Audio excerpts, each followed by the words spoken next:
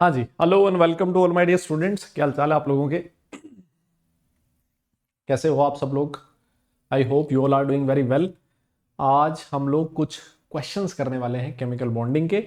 एक बहुत ही इंपॉर्टेंट चैप्टर, इनऑर्गेनिक केमिस्ट्री का one of the most important chapters of chemistry, chemical bonding. NEET में अगर किसी चैप्टर से सबसे ज्यादा क्वेश्चंस पूछे जाते हैं तो वो ये वाला चैप्टर है। ठीक है, तो इसके क्वेश्चंस की हम लोग पूरी क्लास में आज के सेशन में प्रैक्टिस करने वाले। So happy Diwali to all of you. सारे स्टूडेंट्स को मेरी तरफ से दिवाली की बहुत बहुत शुभकामनाएं। उम्मीद करता हूं आप सब लोगों ने बहुत अच्छे तरीके से दिवाली मनाई होगी। ठीक है, सो करते हैं स्टार्ट सेशन को बिना किसी देरी के। Chemical bonding most important questions. Myself Rahul Dudi, BTech from NIT Jaipur. पिछले 7 साल से आईआईटी जेई और नीट के लिए बच्चों को पढ़ा रहा हूं। आपके सामने एक रेफरल कोड भी लिखा हुआ है, this is my referral code RD10। कहां काम आएगा? अन अकेडमी पे अगर आपसे कहीं पर भी रेफरल कोड पूछे तो you can always use my code RD10। Instantly आपको 10% डिस्काउंट उस पर मिल जाएगा जो भी आप अन अकेडमी सब्सक्रिप्शन लेने वाले हैं। ठीक है, एक टेलीग्राम चैनल है, इस वीडियो के डिस्क्रिप्शन में इसका लिंक भी दिया हुआ है, नीट 101। इस टेलीग्राम चैनल पे सारी क्लासेस का नोटिफिकेशन आपको टाइमली मिलता रहेगा, इसको आप ज्वाइन कर सकते हो। अगर मैं बात करूं अनअकैडमी सब्सक्रिप्शन की, तो अनअकैडमी आपको दो तरह के सब्सक्रिप्शन प्रोवाइड करता है। First one is plus subscription and the second one is iconic subscription. Plus subscription में घर बैठे इंडिया के बहुत अच्छे एजुकेटर्स के साथ आप पढ़ाई करते हो।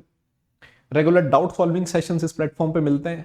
पूरा सिलेबस आपको एक बहुत स्ट्रक्चर्ड वे में खत्म करवाने को टाइमली मिलेगा, है ना। उसमें प्रैक्टिस क्वेश्चंस भी, रिवीजन भी, सब कुछ आपको इसमें मिल जाता है।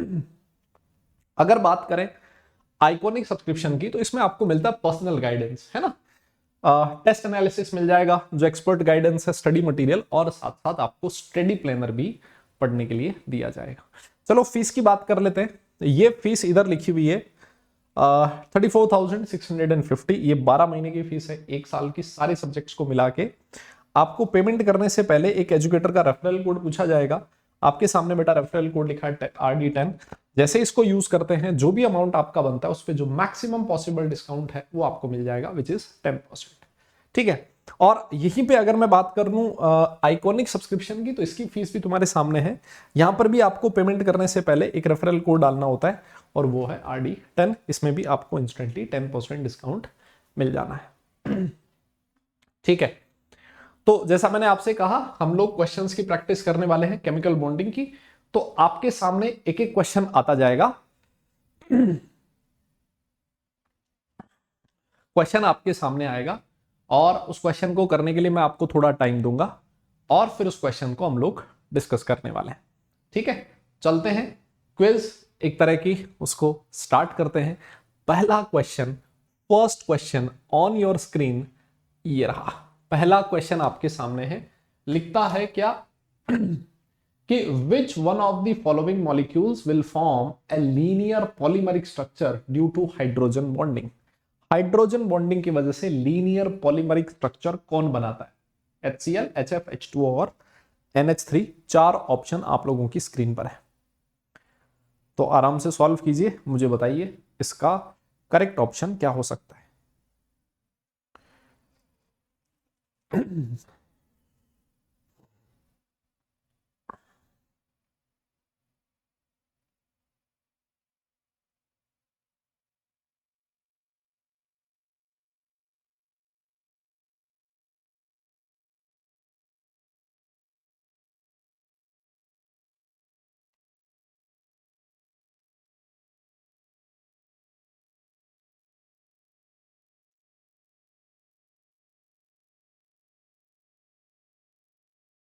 हाँ जी, हो गया, करें डिस्कस करें। देखो सबसे पहली चीज, HCl तो आपको बताइए हाइड्रोजन बॉन्डिंग करता ही नहीं है। जो आपका HF है वो तो जिगजैग स्ट्रक्चर बनाता है ना। कैसे बनाता है? जिगजैग, है ना। आप NH3 की बात करो, देखो NH3 जब हाइड्रोजन बॉन्डिंग करेगा तो उससे लीनियर स्ट्रक्चर बनती है। कैसे?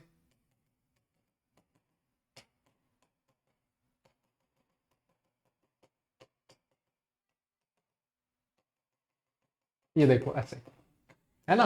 NH3 का हर एक मॉलिक्यूल दो दो हाइड्रोजन बॉन्ड बनाता जाएगा, और एक तरह की आपकी लीनियर पॉलीमरिक स्ट्रक्चर बन जाएगी। ठीक है, समझ पा रहे हो मेरी बात को? कौन सी स्ट्रक्चर बनेगी? Linear polymeric structure. तो कौन सा ऑप्शन करेक्ट हो गया? Option number D, NH3। ठीक है, अच्छा क्वेश्चन है, ध्यान रखना इसका। आगे बढ़ते हैं। सेकंड क्वेश्चन आपके सामने लिखा है, क्या कहता है कि main axis of A diatomic molecule is Z, है ना, मतलब ये इंटरन्यूक्लियर एक्सिस आपको दे रखी है। Atomic orbitals px and py overlap to form which of the following orbitals? Pi molecular orbital, sigma molecular orbital, delta molecular orbital and no bond will be formed. चार option आपके सामने, थोड़ा सोच विचार करके जवाब देना इसका। इंटरन्यूक्लियर एक्सिस है Z एक्सिस, px और py, ये दो ऑर्बिटल आपस में ओवरलैप कर, क्या होने वाला है?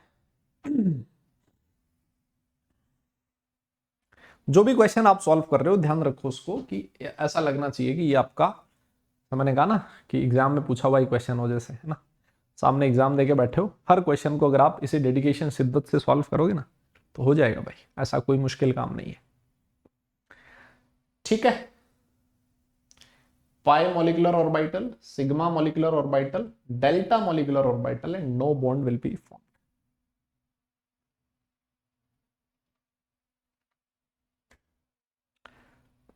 हाँ जी, आप अपना जो भी रिप्लाई है कमेंट सेक्शन में उसको लिख भी सकते हो, कोई परेशानी नहीं।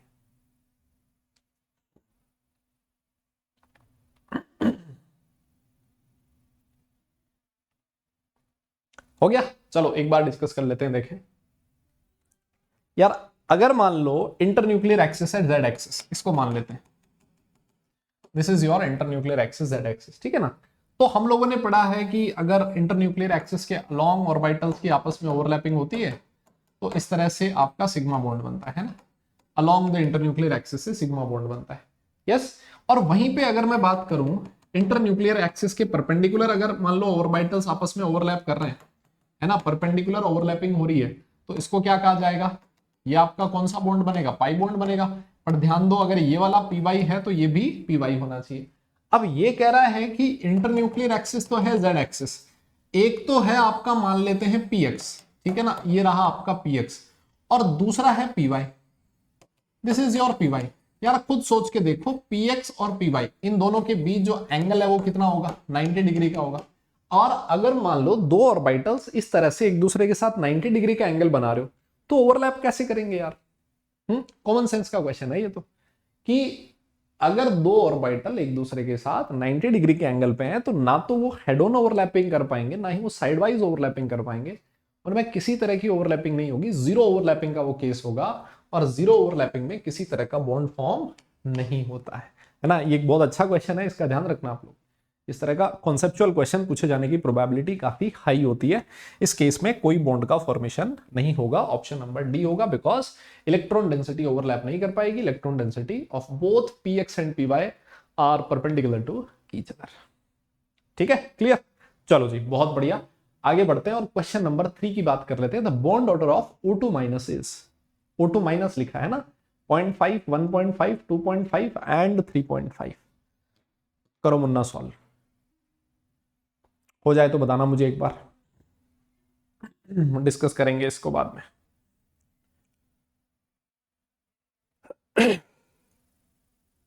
जल्दी से, O2 माइनस, O2 माइनस का बॉन्ड ऑर्डर आपको बताना है।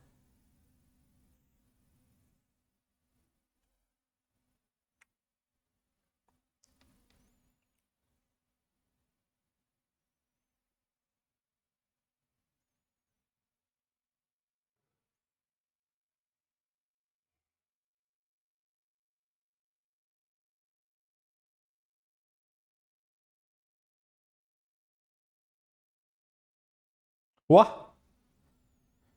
करें क्या डिस्कस? करें। देखो इसका एक शॉर्टकट भी होता है, और मैं चाहूंगा कि आप ऐसे क्वेश्चंस को शॉर्टकट से ही करें। क्या होता है शॉर्टकट? अगर मैं बात करूं N2 की, सारी दुनिया को पता है N2 में नाइट्रोजन और नाइट्रोजन के बीच ट्रिपल बॉन्ड प्रेजेंट होता है। इसका बॉन्ड ऑर्डर कितना होता है? नाइट्रोजन नाइट्रोजन का बॉन्ड ऑर्डर 3 होता है ना, ट्रिपल बॉन्ड प्रेजेंट है। तो N2 में मैं आपसे पूछूं भैया नंबर ऑफ इलेक्ट्रॉन कितने हैं, तो आप बोलोगे साहब नाइट्रोजन का एटॉमिक नंबर 7 होता है ना, 7 इलेक्ट्रॉन है, तो N2 के पास 14 इलेक्ट्रॉन हो गए, ठीक है ना। तो 14 इलेक्ट्रॉन इसके पास। अगर नंबर ऑफ इलेक्ट्रॉन मॉलिक्यूल में 14 हो तो बॉन्ड ऑर्डर कितना आता है, 3 आता है। ये बात हमें समझ में आ गई। एमओटी का क्वेश्चन है, मॉलिक्यूलर ऑर्बिटल थ्योरी। अब आप जैसे जैसे एक इलेक्ट्रॉन बढ़ाते जाओगे, जैसे जैसे आप इलेक्ट्रॉन बढ़ाते जाओगे, आपका बॉन्ड ऑर्डर 0.5 से कम होता जाएगा। जैसे जैसे आप इलेक्ट्रॉन बढ़ाते जाओगे, बॉन्ड ऑर्डर 0.5 से कम होता जाएगा। ठीक है, मेरी बात समझ रहे हो क्या तुम लोग? नहीं, कुछ गलत कर दिया क्या? 16 के बाद 17 आएगा ना यार, वापस कम करने लग गए, है ना। और ये 18 तो बॉन्ड ऑर्डर बंद हो जाएगा, ठीक है। अगर मैं 19 लिखूं तो बॉन्ड ऑर्डर 0.5 हो जाएगा, और अगर 20 लिखा आपने, जैसे Na2 की बात हो गई, तो उसका बॉन्ड ऑर्डर 0 होता है, वो एग्जिस्ट नहीं करता।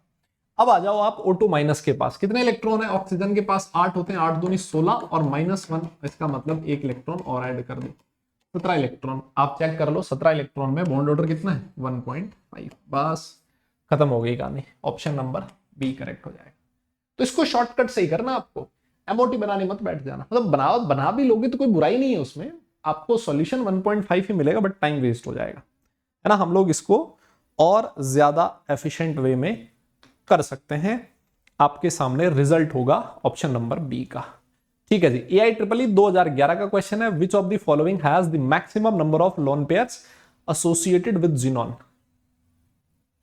कहां पर जिनॉन के वैलेंस शेल में सबसे ज्यादा lone pair of electrons present है? XeF2, XeO3, XeF4 and XeF6। थोड़ा सा टाइम दे रहा हूं आपको, करो देखिए सॉल्व।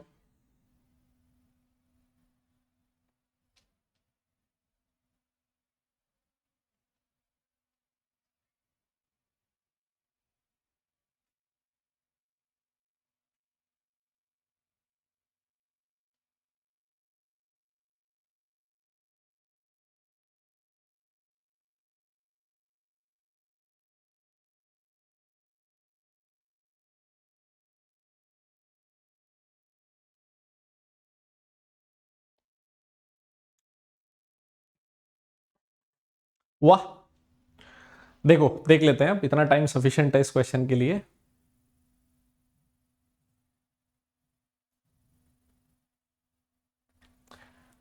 देखो बात करते हैं XeF2। जिनॉन के वैलेंस शेल में होते हैं 8 इलेक्ट्रॉन, है ना। तो 8 में से 2 इलेक्ट्रॉन काम में आगे बॉन्ड फॉर्मेशन में, बॉन्ड पेयर हो गया 2। नॉन बॉन्डिंग इलेक्ट्रॉन कितने बचे? 6, इसका मतलब लोन पेयर हो गया।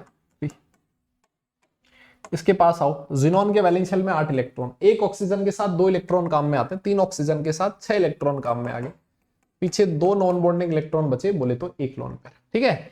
XeF4 जिनॉन के वैलेंस शेल में 8 इलेक्ट्रॉन, 4 इसने बॉन्ड बना लिए, पीछे बचे हैं 2 lone pair. XeF6 valence shell में 8 इलेक्ट्रॉन, 6 बॉन्ड बना लिए, 2 बचे, बोले तो 1 लोन पेयर। तो maximum number of lone pair किसके पास होंगे? XeF2। Option number A is correct, ठीक है। समझ रहे हो बात को? चलो जी आगे बढ़ो और क्वेश्चन करो। This is question number 5। अच्छे से पढ़ो, क्वेश्चन की लैंग्वेज क्या कहती है। लिखता है, which of the following pairs of molecule will have permanent dipole moment for both the members. Permanent dipole moment कहां पर होगा दोनों एटम्स के लिए? करो सॉल्व।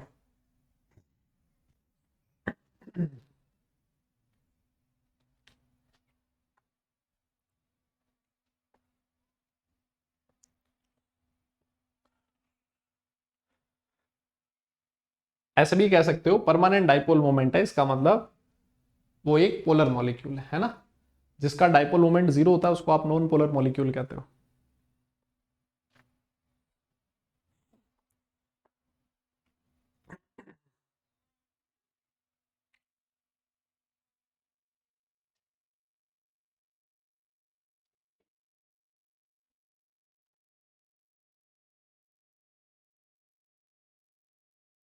हो गया? एक बार करें डिस्कस। देखो आप ना सारे चेक मत करो, आप सबसे पहले CO2 को पकड़ो। आपको पता है CO2 जो है वो लीनियर स्ट्रक्चर होती है, डाइपोल मोमेंट 180 डिग्री का एंगल है, कैंसिल आउट हो जाएगा, म्यू नेट 0 हो जाएगा, है ना। इसका मतलब ये ऑप्शन तो नहीं हो सकता, ये नहीं हो सकता तो ये भी नहीं हो सकता, ठीक है ना, क्योंकि इसमें भी CO2 आ रहा है। अब बात करो SiF4 की। बेटा SiF4 है एक रेगुलर ज्योमेट्री। क्या है? एक रेगुलर ज्योमेट्री। क्या होता है रेगुलर ज्योमेट्री? सबसे पहली चीज, सेंट्रल एटम के पास कोई लोन पेयर प्रेजेंट नहीं होना चाहिए, नहीं है। सिलिकॉन के वैलेंस शेल में 4 इलेक्ट्रॉन होते हैं और चारों के चारों इसने बॉन्ड फॉर्मेशन में काम में ले रखे हैं, तो सेंट्रल एटम के पास कोई लोन पेयर प्रेजेंट नहीं है। प्लस सेंट्रल एटम से जो बॉन्डेड एटम्स है सारे के सारे सेम होना चाहिए, है ना, सेम एटम्स, सेंट्रल एटम से सेम एटम्स बॉन्डेड होने चाहिए। तो ऐसी ज्योमेट्री को बोला जाता है रेगुलर ज्योमेट्री। और रेगुलर ज्योमेट्री का नेट डाइपोल मोमेंट हमेशा 0 आता है, ठीक है। तो ये ऑप्शन भी नहीं हो सकता। एक ही ऑप्शन बचा NO2 और O3। ये भी एंगुलर होता है, ये भी एंगुलर होता है, इस वजह से डाइपोल मोमेंट 0 नहीं हो पाता, है ना। समझ में आ रही मेरी बात? तो कौन सा ऑप्शन करेक्ट हो जाएगा? Option number B, NO2 and O3। पांचवा क्वेश्चन था ये। आगे बढ़ते हैं छठे क्वेश्चन की तरफ। Identify molecule which does not exist, Li2, C2, O2, He2। इसको पूरा कॉन्सेप्ट से भी कर सकते हो और अपना थोड़ा मतलब डायरेक्ट दिमाग लगा के भी कर सकते हो, बिना किसी कैलकुलेशन के या फिर किसी और चीज के। करो, देखें, हो जाए तो मुझे बताना।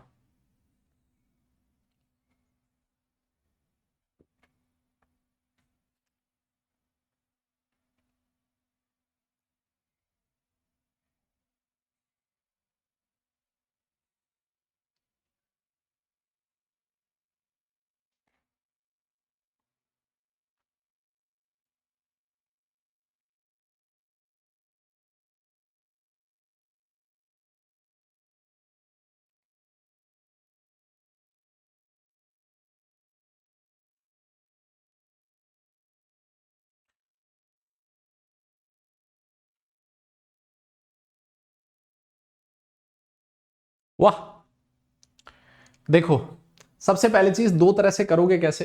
हीलियम क्या है? एक नोबल गैस, है ना। हीलियम कैसा गैस है? Noble gas. और इनर्ट गैस, मतलब ये इनर्ट होता है, किसी के साथ कंबाइन नहीं होता। क्यों? क्योंकि इसका डुप्लेट कंप्लीट होता है। तो अगर ये किसी के साथ कंबाइन ही नहीं हो रहा, हीलियम का एटम अगर किसी के साथ कंबाइन नहीं होना चाहता, तो भाई He2 कैसे बन जाएगा, है ना। तो ये एग्जिस्ट नहीं करना चाहिए। This is one of the method, एक एक तरीका है करने का। अब आप कहते हो सर थोड़ा और कॉन्सेप्चुअली और बताओ कैसे कर सकते हो। देखो, एक और कॉन्सेप्ट है जिसको आप बोलते हो MOT, है ना, मॉलिक्यूलर ऑर्बिटल थ्योरी। ये जो थ्योरी है ये क्या कहती है? हीलियम का इलेक्ट्रॉनिक कॉन्फ़िगरेशन लिखो, क्या होता है? 1s2 होता है ना। तो इसका सबसे पहले जो 1s ऑर्बिटल होगा, दो हीलियम के एटम का, ये आपस में ओवरलैप करेगा, है ना, कंबाइन होगा, तो दो मॉलिक्यूलर ऑर्बिटल बनेंगे। कौन कौन से? एक बनेगा सिग्मा 1s और दूसरा होगा सिग्मा स्टार 1s। बताओ, ऐसा ही होता है ना, 1s में दो इलेक्ट्रॉन है, इस दूसरे हीलियम एटम के 1s में भी दो इलेक्ट्रॉन होंगे। अब आपको टोटल 2 + 2 4 इलेक्ट्रॉन फिल करना है, तो ये बॉन्डिंग में दो इलेक्ट्रॉन आ जाएंगे, एंटी बॉन्डिंग में दो इलेक्ट्रॉन आ गए, ठीक है। तो बॉन्डिंग मॉलिक्यूलर ऑर्बिटल NB से दिखाऊंगा, उसमें इलेक्ट्रॉन है दो, और एंटी बॉन्डिंग में इलेक्ट्रॉन है दो। आप लोगों ने पढ़ा है बॉन्ड ऑर्डर का फॉर्मूला, क्या होता है बेटा? NB - Na/2 होता है कि नहीं होता? बताओ। तो इसका बॉन्ड ऑर्डर कितना आ जाएगा? 0। और बॉन्ड ऑर्डर 0 आ गया, इसका मतलब ये वाला मॉलिक्यूल एग्जिस्ट नहीं करता। हम लोगों ने कहा था कि जिसका बॉन्ड ऑर्डर ग्रेटर देन 0 होगा वही एग्जिस्ट करेगा। चलो जी, आगे बढ़ते हैं। Cn plus, Cn minus, NO and Cn. Which one of these will have the highest bond order? Bond order किसका मैक्सिमम होगा? Cn plus, Cn minus, NO and Cn.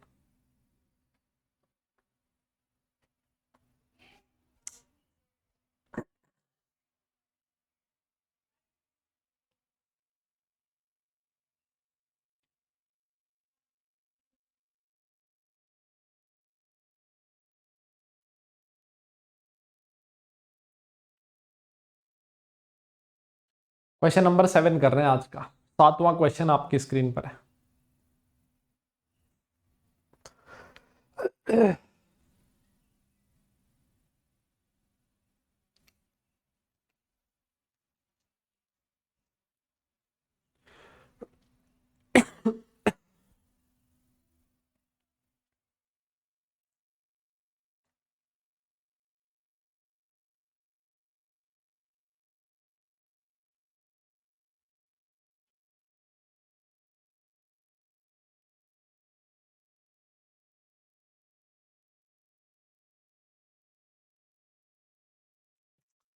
हो गया।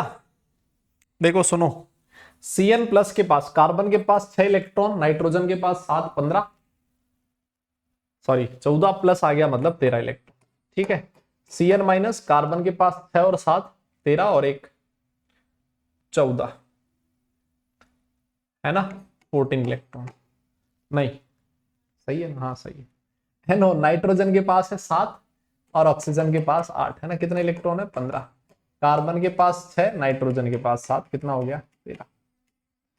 तो हम लोगों ने एक चीज पढ़ी थी कि iso electronic species have the same bond order, है ना। आइसो इलेक्ट्रॉनिक आप कंपेयर करो N2 से, N2 के पास अभी मैंने थोड़ी देर पहले बोला था 14 इलेक्ट्रॉन होते हैं, ठीक है। और बेटा अगर 14 इलेक्ट्रॉन है तो इसका बॉन्ड ऑर्डर क्या होता था, आपने कहा था सर नाइट्रोजन नाइट्रोजन के बीच ट्रिपल बॉन्ड प्रेजेंट होता है। तो अगर इसका बॉन्ड ऑर्डर 3 है तो ये जो 14 वाला है ना Cn माइनस, इसका बॉन्ड ऑर्डर भी कितना होगा, 3 होगा।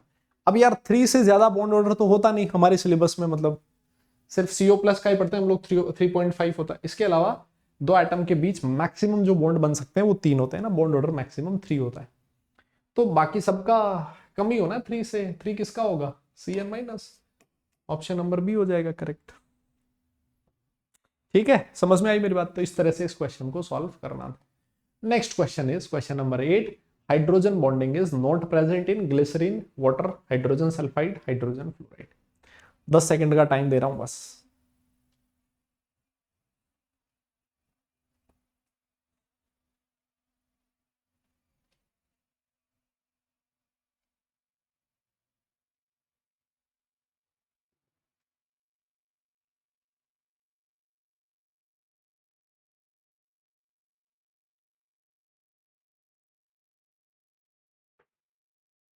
देखो, हाइड्रोजन सल्फाइड का फॉर्मूला होता है H2S।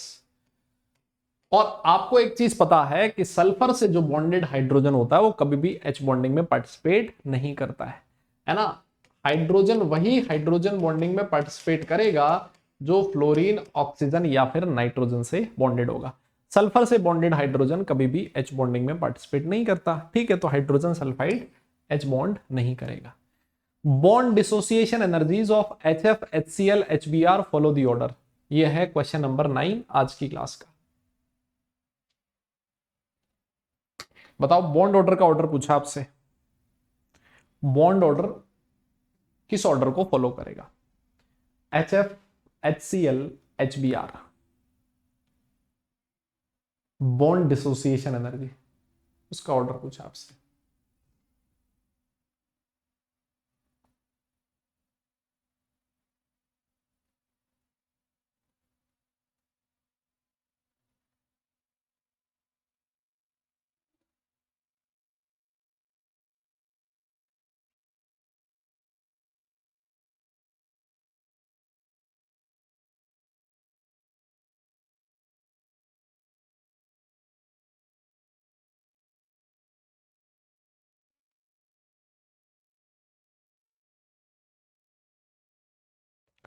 हो गया। अरे यार ये क्वेश्चन देखो आप लोग ऐसे पढ़ते थे ना कि जो बॉन्ड ऑर्डर होता है it is inversely proportional to bond length, है ना। और बॉन्ड लेंथ होता है डायरेक्टली प्रोपोर्शनल टू साइज। तो जिस एटम का साइज बड़ा होगा उसकी बॉन्ड ऑर्डर कम होगी, ठीक है। तो सबसे बड़ी साइज किसकी होती है, आयोडीन की। तो आयोडीन की HI, sorry fluorine, chlorine, bromine है ना, तो ब्रोमीन की साइज सबसे बड़ी है। तो इसका मतलब HBr का जो बॉन्ड एसोसिएशन एनर्जी वो सबसे कम होगा, ठीक है ना। बॉन्ड ऑर्डर बोल दो या फिर बॉन्ड एनर्जी बोल दो, ऑर्डर एक ही होता है। फिर उसके बाद किसकी साइज आती है, क्लोरीन की। सबसे छोटी साइज किसकी है, फ्लोरीन की। छोटी साइज तो बॉन्ड एनर्जी ज्यादा होगी। HF, HCl, HBr कौन सा ऑर्डर है, ये रहा, ऑप्शन नंबर सी करेक्ट। बताओ समझ में आ रही मेरी बात आप, है ना। आगे बढ़ो फिर AI EEE 2011 का question, the structure of IF7 is pentagonal, bipyramidal, square pyramidal, trigonal, bipyramidal, octahedral. IF7।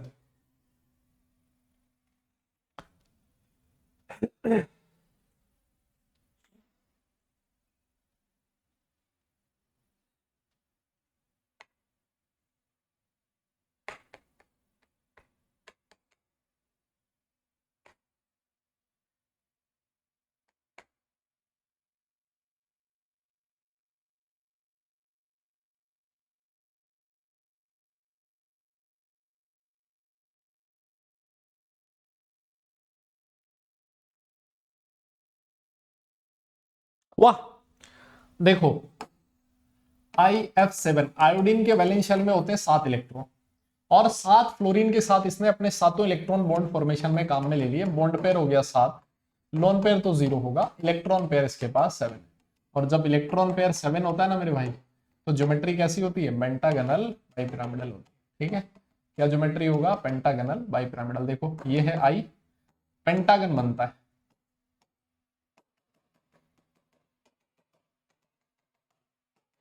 ऐसे, देखो दिख रहा है पेंटागन। और ये तो हो गया एक फ्लोरीन प्लेन से बाहर, एक फ्लोरीन प्लेन के अंदर।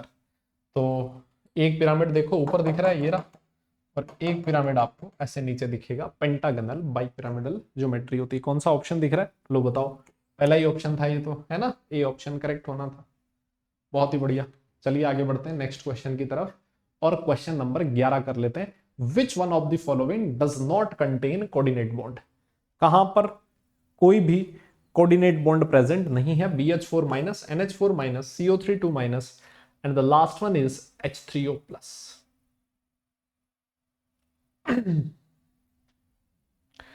कोऑर्डिनेट बॉन्ड प्रेजेंट नहीं है।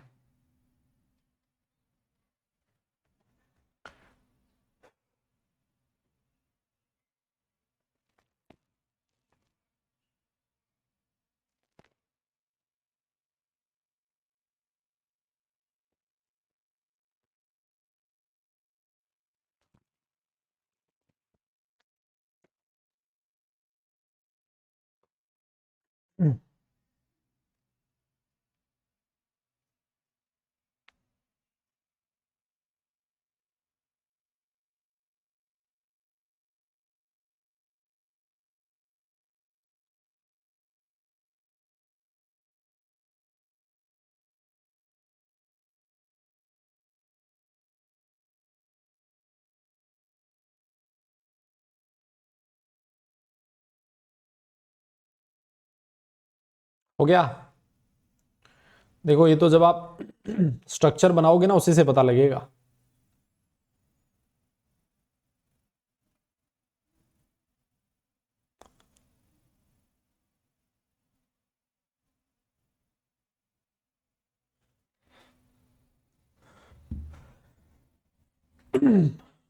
देखो CO3 2 माइनस की स्ट्रक्चर आप लोगों ने बना रखी है। CO3 2 माइनस कैसा होता है? ये कार्बन,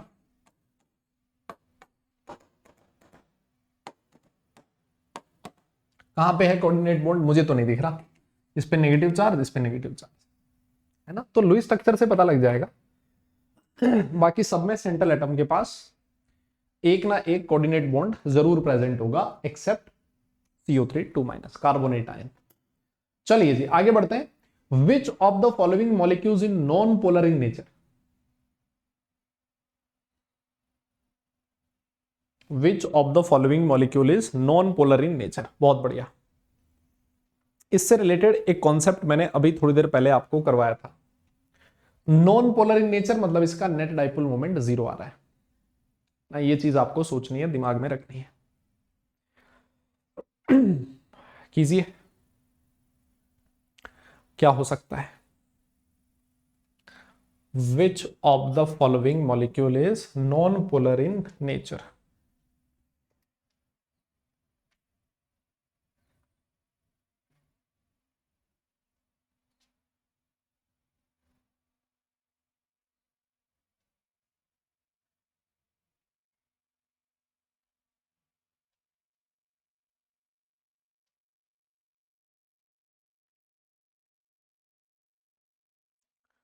हो गया, करें डिस्कस। देखो अभी थोड़ी देर पहले ना मैंने आपको एक एक नाम लिया था, रेगुलर ज्योमेट्री, है ना? और मैंने आपसे कहा था जो रेगुलर ज्योमेट्री होता है उसका म्यू नेट 0 आता है, और म्यू नेट 0 आने का मतलब वो एक नॉन पोलर ज्योमेट्री होती है। और रेगुलर ज्योमेट्री की मैंने आपको दो कंडीशन बताई थी। एक तो सेंट्रल एटम के पास कोई लोन पेयर प्रेजेंट नहीं होना चाहिए, और सेंट्रल एटम से जो बॉन्डेड एटम्स है सारे के सारे सेम होने चाहिए, है ना? देखो पहला ही ऑप्शन लिखा है HbCl5 एंटीमनी, है ना? इसके वैलेंस शेल में कितने इलेक्ट्रॉन होते हैं? 5 इलेक्ट्रॉन, और इसने पांचों के पांचों इलेक्ट्रॉन ही बॉन्ड फॉर्मेशन में काम में ले रखे हैं। तो सेंट्रल एटम के पास कोई लोन पेयर प्रेजेंट नहीं है, सेंट्रल एटम के से जो बॉन्डेड पांचों एटम है वो भी सेम है, इसका मतलब SbCl5 एक रेगुलर ज्योमेट्री होगा, और रेगुलर ज्योमेट्री होगा तो इसका नेट डाइपोल मोमेंट 0 आएगा, और 0 आएगा तो ये पोलर नॉन पोलर मॉलिक्यूल होने वाला है। ऑप्शन नंबर ए। ये जो रेगुलर ज्योमेट्री वाला कॉन्सेप्ट है मेरे भाई बहुत ही इंपॉर्टेंट है, इसको ध्यान रखियो आप लोग। नेक्स्ट क्वेश्चन की तरफ बढ़ते हैं, क्वेश्चन नंबर 13 करते हैं। Calcium hydride, barium hydride, beryllium hydride, sorry beryllium hydride और barium hydride, the order of ionic character.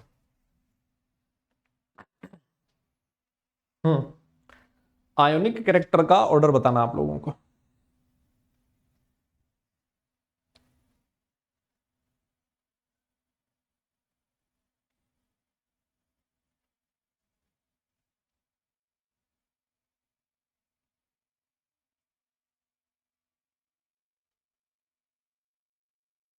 थोड़ा सा टाइम दे रहा हूं।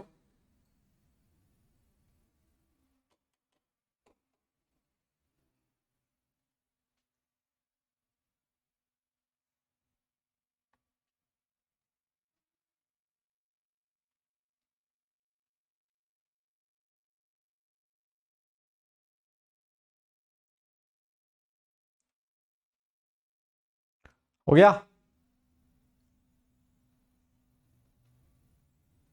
करें डिस्कस।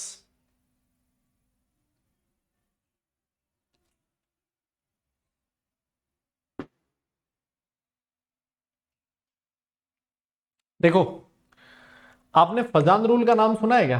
पता है किसी ने फजान रूल? हाँ, क्या फजान रूल? हालांकि फजान रूल से कर भी सकते हो, ना भी करो तो भी कोई दिक्कत नहीं। फजान रूल ये क्या कहता है? इसका कहना है कि जो परसेंटेज कोवेलेंट कैरेक्टर है, percentage covalent character is inversely proportional to size of cation. Cation का साइज जितना छोटा होगा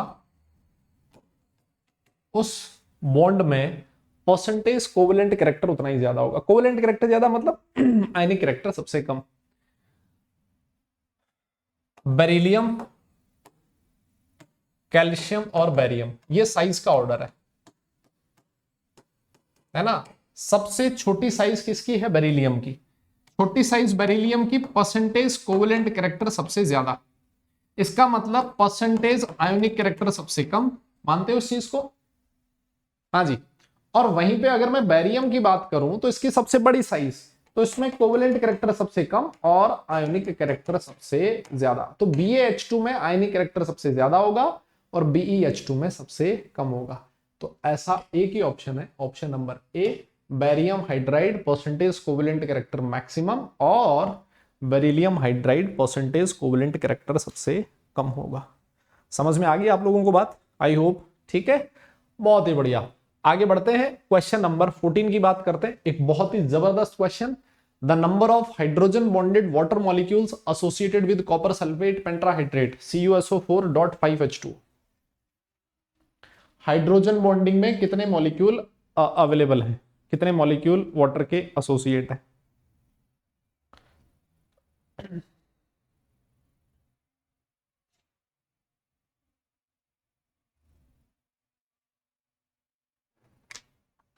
करो।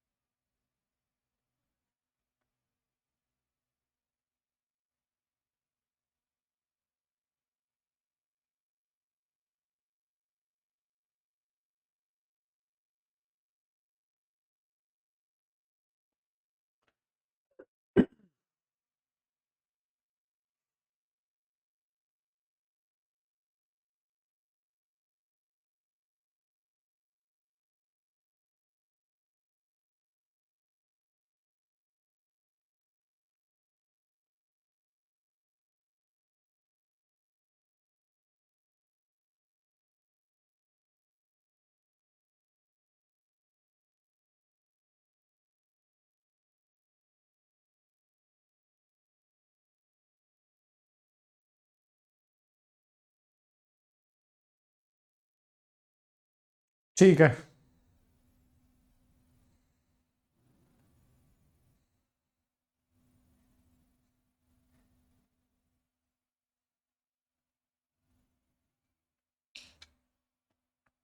देखो आपको इसके लिए ना कॉपर सल्फेट CuSO4.5H2O का स्ट्रक्चर पता होना चाहिए।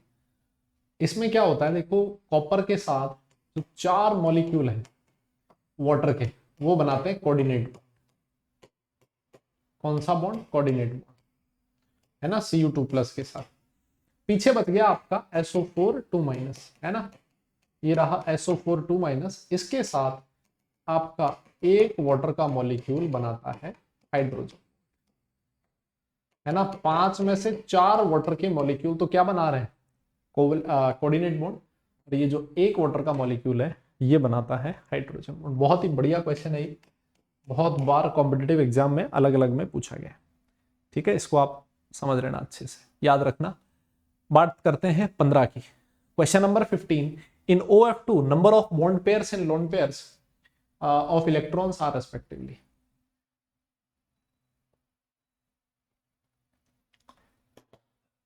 सबसे पहले आपको बॉन्ड पेयर बताना है टोटल, है ना, सब पे, सब कुछ मिला के bond pair plus lone pair पूछ रहा है आपसे।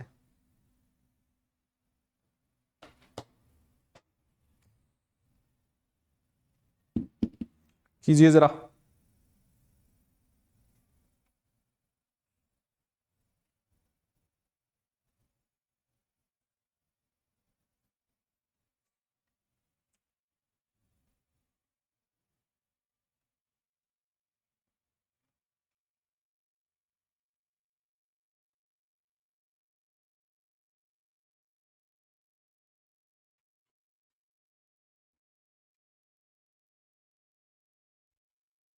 हो गया?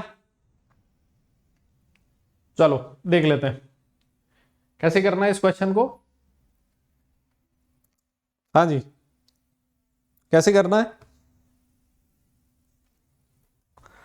इधर देखो, OF2 जो है ये हो गया ऑक्सीजन और इससे लगा हुआ है 2 फ्लोरीन। तो भाई ये तो हो गया, देखो 2 तो हो गए बॉन्ड पेयर, ठीक है ना। तो बॉन्ड पेयर में तो कोई लड़ाई नहीं है। बॉन्ड पेयर कितना है? 2। अब लोन पेयर गिन लो। ऑक्सीजन के वैलेंस शेल में 6 इलेक्ट्रॉन थे, 2 बॉन्ड फॉर्मेशन में काम में आ गए, 2 लोन पेयर ऑक्सीजन के पास बचे। फ्लोरीन के वैलेंस शेल में 7 इलेक्ट्रॉन थे, एक काम में आया बॉन्ड फॉर्मेशन में, 6 बच गए, 3-3 लोन पेयर, ठीक है ना। तो जो आपका फ्लोरीन है उसके पास है 3 लोन पेयर और ऑक्सीजन है उसके पास है 2 लोन पेयर। तो 3+3+2, 6 और 2 8, 8 हो गए लोन पेयर। ठीक है, कौन सा ऑप्शन फिट बैठ रहा है? ऑप्शन नंबर बी, 2 और 8। ठीक है, चलो आगे बढ़ते हैं, क्वेश्चन नंबर 16 कर लेते हैं। पढ़ो, देखें क्वेश्चन को अच्छे से। क्या कह रहा है? लिखता है which of the following are isoelectronic and isostructural. Isoelectronic भी होना चाहिए और आइसो स्ट्रक्चरल भी होना चाहिए। NO3-, CO3 2-, ClO3- and SO3।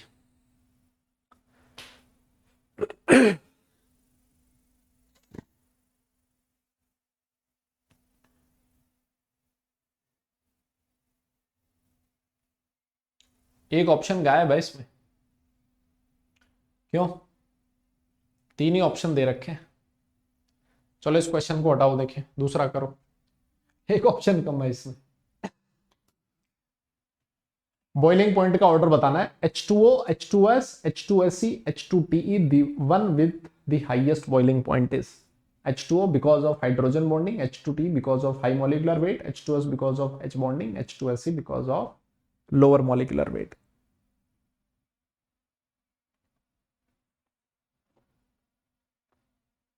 Boiling point का ऑर्डर बहुत फेमस क्वेश्चन है ये, उम्मीद है आप लोग कर लोगे इसको। मुझे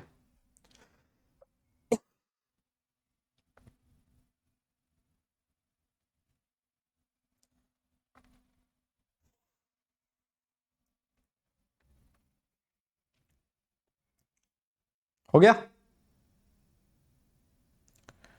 बात करें इसकी।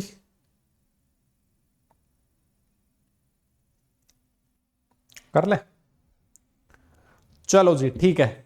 देखो आपको पता है बॉइलिंग पॉइंट किस चीज पे डिपेंड करता है? Boiling point is directly proportional to intermolecular forces,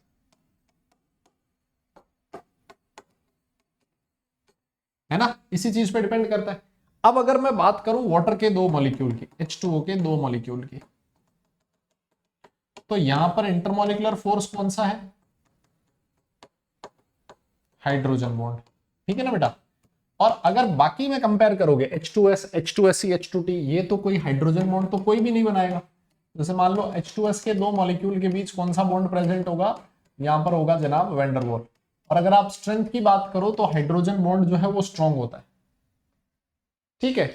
तो क्योंकि इसकी स्ट्रेंथ सबसे ज्यादा, H2O जो है उसमें हाइड्रोजन बॉन्ड सबसे स्ट्रॉन्ग है, इंटरमोलिकुलर फोर्स इसमें स्ट्रॉन्ग है, दैट्स वाई इसका बॉइलिंग पॉइंट भी सबसे ज्यादा हो जाए, ठीक है। तो कौन सा ऑप्शन है fit? Option number A H2O, because of hydrogen bonding, ठीक है। आ रही है बात समझ में? चलो जी आगे बढ़ते हैं, क्वेश्चन नंबर 18 की बात करते हैं। AIEEE 2011, the number of types of bonds between two carbon atoms in calcium carbide. ओहो, एकदम जबरदस्त क्वेश्चन। दो कार्बन एटम, कैल्शियम कार्बाइड के जो दो कार्बन एटम है उसके बीच बॉन्ड पूछ रहा है। 2 सिग्मा 2 पाई, 1 सिग्मा 2 पाई, 1 सिग्मा 1 पाई, 2 सिग्मा 1 पाई। करो।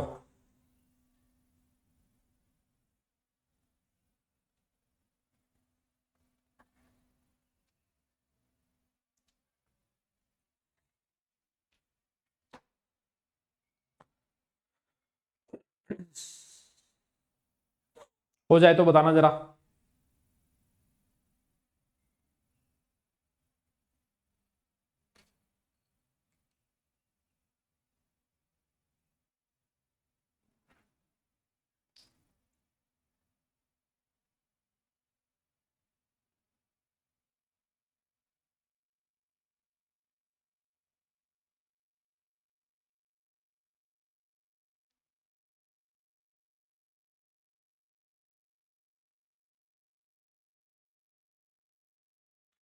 वाह, कैल्शियम कार्बाइड की स्ट्रक्चर पे काफी क्वेश्चंस पूछे गए हैं, मैं आपको पहले ही बोल रहा था। एक बार देख लेते हैं। सबसे पहले तो कैल्शियम कार्बाइड का फॉर्मूला पता होना चाहिए। कैल्शियम कार्बाइड इज CaCO, ऐसा होता है, इसमें Ca2 plus plus C2 minus, ठीक है। और C2 माइनस के अगर आप स्ट्रक्चर देखोगे ना तो वो कुछ ऐसी होती है। ये रहा तुम्हारा C2 माइनस। अब तुम्हें समझ में आ गया कि भाई इसमें एक तो है सिग्मा बॉन्ड और दो है पाई बॉन्ड। एक सिग्मा और दो पाई, एक सिग्मा और दो पाई का मतलब ऑप्शन नंबर बी बिल्कुल फिट बैठ। आ रही बात समझ में, है ना। तो ये था क्वेश्चन नंबर 18। आगे बढ़ते हैं। Next question is question number 19, which of the following is paramagnetic. और ये आज का अंतिम क्वेश्चन है जो हम लोग करने जा रहे हैं। क्वेश्चन नंबर 19,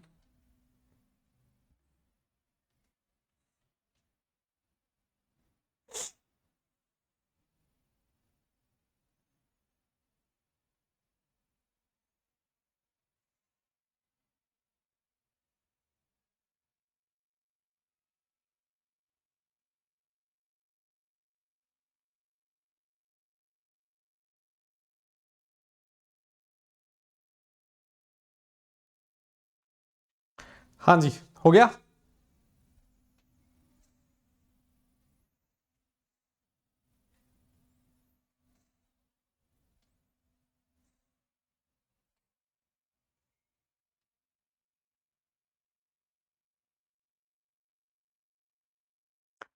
देखो, आप लोगों ने VBT का एक लिमिटेशन पढ़ा होगा क्या, कि VBT was unable to explain the paramagnetism of O2 molecule, है ना।